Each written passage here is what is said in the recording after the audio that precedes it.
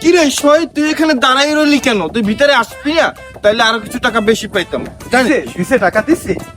দেবে না আবার আমাকে ফিরাই, এমন সাধ্য আছে কার? 500 টাকা দিছে। এজন্যই তো তোরে পাঠাই সব জায়গা, কারণ আলিয়াকে টাকা দিবে না এমন কোন লোক আছে? চল চল চল।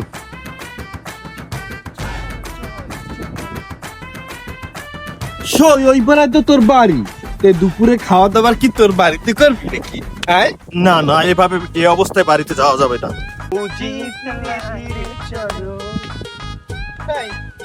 আরে শৈলী ভাই, তোমরা কই যাও? বিয়ায় যাও? না রে শুনে, আমরা কালেকশনে যাই। ওরে আমার চিকনিটা। ওর ভাই, না রে, আমরা কালেকশনে যাইতেছি, তুই কই যাও? আমি বাড়িতে যাই। আরে আমি তো ভাবছি তোমরা বিয়ায় যাইতেছো। এ বিয়া? তোর এলাকায় কার বিয়ে রে? এ সই, তুই জানিস না? কার বিয়ে ভাই? আরে শৈলী ভাই, তোমার ছোট বোনের বিয়ে, এই তুমি জানো না? কি রে সই, তোরে ফোন দেয় না? দেখ তো তোর ফোনে সমস্যা কিনা। না, মনে হয় নেটওয়ার্ক সমস্যা থাকতে পারে। আচ্ছা ভাই তুই যা, আমি বাড়িতে যাবো অনেক। ঠিক আছে, হয়তো নেটে সমস্যা, এই জন্য আপা ফোন দিতে পারে না। চল আমরা বরং তোর বাড়িই যাই। আচ্ছা থাক, চল তাহলে। এসোই। বল।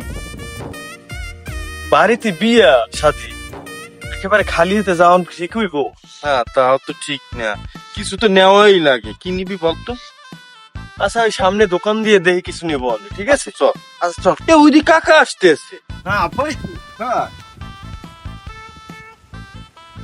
আব্বা, ভালো আছে তুমি? কই যাও? আসসালামু আলাইকুম কাকা, ভালো আছেন? ওয়ালাইকুম আসসালাম। হয় ভালো আছি। এদিকে মেলা আসছো, কই যাও কই? এই বাড়ির দিকেই যাইতে চাইছিলাম, তুমি কই যাও আব্বা? আমি যাইতেছি একটু বাজারে, একটু কেনাকাটা আছে। তা তো বাড়ির দিকে যাইতেছো কাম কি? না, আমি তো চাইছিলাম একটু মায়েরে দেখতে যাইতে। না বাবু, এখন বাড়ি যাস না, একটু ঝামেলা আছে বুঝছো। পরে যাই তোর মাল লাগে দেখা হইরে বিয়ে নেই। এটা আপনি কি কন কাকা? মায়েরে দেখতে যাইবে, তাতে আবার ঝামেলা কি? মায়েরে দেখবে না? আমার শরীর কতদিন মায়েরে দেখে না। আপনি এটা কোনো কথা বললেন কাকা? এই কোনো বাপু, আমার লাগে বল হরবা না, ওগুলো আমি সহ্য করতে পারি না। সহ্য করতে পারো না বাবা? তোমার সন্তানও তো একটা হিজলা, তেমন কথা সহ্য করতে পারবে না কা তুমি? আর ও তো ঠিকই কথা কইছে, মায়ের সাথে দেখা করতে গেলে আবার সন্তানের সময় নির্ধারণ করে যাওয়া লাগে। আমি মায়েরে দেখতে যাম, বুঝতে পারছি বুঝতে পারছি তোমার সমস্যাটা কোন জায়গা। তোমার মায়ের বিয়ে আজকে না? মায়ের বিয়ে দিতেছো একলা রাখলেরা। আমি ভাই তো, আমার দাওয়াত লাগে না। আমি যে হিজলে আব্বা, বাবা মা এই তো হিজলের দাম দাও না, তাহলে বুঝো এই সমাজের মানুষ কি দাম দেয় হিজলাদের আব্বা? আমি কি তোমার সন্তান না আব্বা? আমার বোনের বিয়ে দিতেছে, আমার একটু কইতেও পারলে না আব্বা? বাপ ইয়ে তোমার হিজলের কথা শুনতেই ভালো লাগে না। আসলে আমরা তো মানুষ, আমরা সমাজে কিভাবে বাস করি আব্বা কও? আমরা কি হিজলে এমনি এমনি হয়েছি? আমাকে তো বানাইছে আল্লাহ। ফ্যামিলি থেকেই তো গুরুত্ব দেয় না, এই সমাজ কিভাবে গুরুত্ব দেবে আমাদের? তবে একটা কথা বোঝা উচিত আপা, তুমি যেমন মানুষ, আমরাও সেরকম মানুষ। হিজলে হইলেও তো আমরা মানুষ, এই আল্লাহই তো আমাদের সৃষ্টি করছে।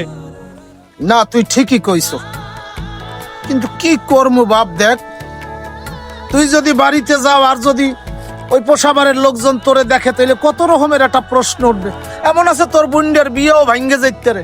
আমি খালি সমাজের দিকে চাইয়া বাবা তোরে যাইতে না করছি, তা আসলে আমি এটা চরম ভুল কাজ করছি। আর যাই হোক, তুই তো আমার সন্তান। আসলে আমরা সমাজ করিয়া আপন জন দূরে সরাই দি। মানুষের কর্তব্য, মানুষের উচিত যে হিজলা হইলে সেও তো মানুষ। চল বাবা, তুই বাড়ি চল। চল আসো বাবা, তুমিও আসো।